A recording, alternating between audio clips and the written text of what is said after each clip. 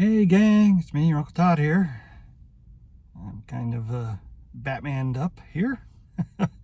But I'm at the theater. We're going to go see Vengeance. I'm hoping it'll be a good Neo Noir. With, authorities corrupted, femme fatales, deep secrets exposed, and not too depressing ending. But we'll see how that goes, and I'll tell you what I thought when I get back out. Okay.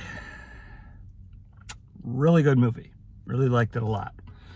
The basic plot is BJ Novak, who also wrote and directed, as well as starred in, is a journalist wanting to start a podcasting career. And he doesn't really have a story to which to start on that with. And then he gets a phone call from the brother of a woman he barely remembers. They had hooked up a couple of times, and then she returned to Texas, but she had told everyone he is her boyfriend. So they're calling him to let him know that she died and to come to the funeral. And he does.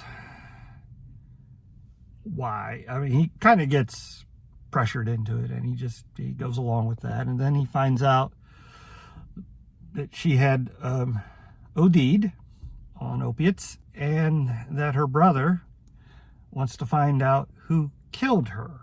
Now, at this point, he thinks that it's just grief talking, but he gets the inkling that, hey, this could be his podcast story. And so he starts interviewing everybody. And at this stage, there's a lot of awkward fish out of water comedy. His trip to the rodeo is a real hoot. And then things start to get kind of noirish. He has to meet the local drug pusher, who the family believes killed her, but he didn't do it. And then he starts to realize that maybe she was murdered and that this is a real mystery. And then his car gets blown up. Is he getting closer? And of course, there's a lot of twists and turns in it. Not a downbeat ending, but kind of a melancholy ending at the end. Very, very Neo Noir-ish.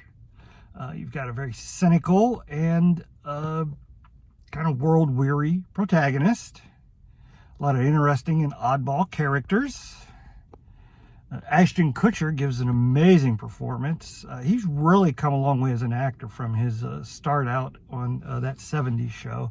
He gives a lot of these really great speeches, and he doesn't try to fake a Southern accent. He's got a slightly Southern accent, but he plays a man who had been from the North and settled in Texas. So he plays a record producer. This is very important in the story, as the dead girl was a musician. And kind of like in the movie Laura, as the protagonist starts to watch videos of her performing and her blogging and stuff, and he starts to fall in love with this girl after she's dead. And yes, I enjoyed this film a whole lot. I thought it was very good. Good mystery. You can probably figure out who the killer is. It's not that difficult. But not a lot of action, but a lot of building dread as you go through it as to what really might be going on here.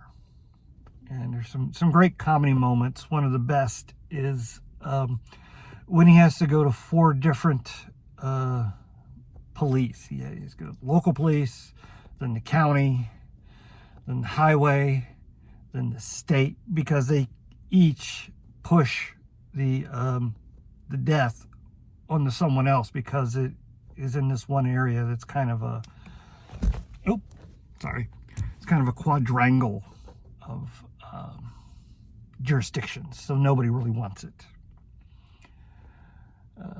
Thought about restarting, but I'll keep the goof in. What the heck? I'm old. I'm allowed to be a doofus. Well, that's all I've got for this film. Please hit like, share, and subscribe, and I'll see you next time at the theater.